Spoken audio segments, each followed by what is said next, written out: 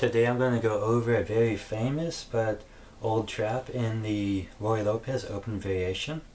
This is the Tarrasch trap, and it'll take a few moves to get there, so we'll go ahead and play through the Open Variation, which is quite popular, and I'm sure that many of you know it, but for those of you that don't know it, I'm just going through the moves here so that you can see how we reach the trap.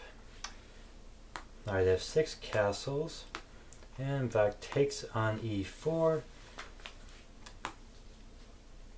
b5, kicking the bishop back to b3, then d5. D takes e5, so white easily wins back his temporarily sacrificed pawn. And then we see bishop e6 just maintaining control over d5, defending that important pawn here in the center. c3,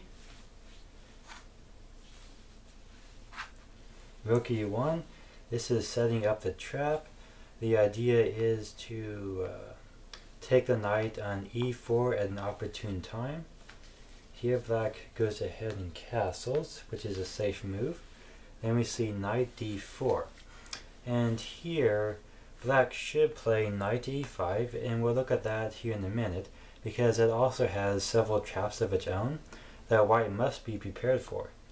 But let's just say black plays queen out to d7, just maintaining the position, which is a mistake here because of tactical reasons.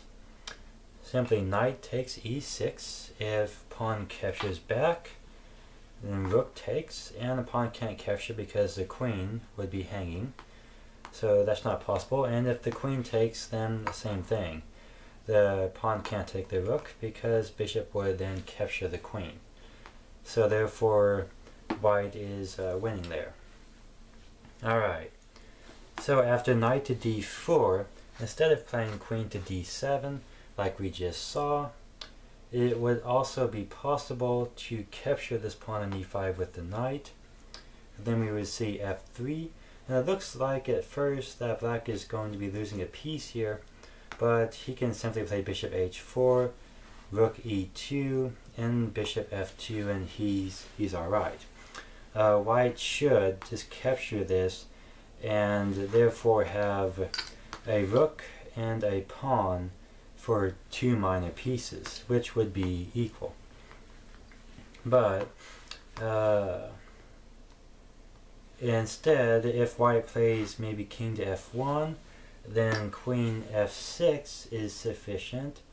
If white captures on e4, then black can take the knight with check, so he doesn't actually lose material, and white's king is in a lot of danger here, so that would be very dangerous for white to play that.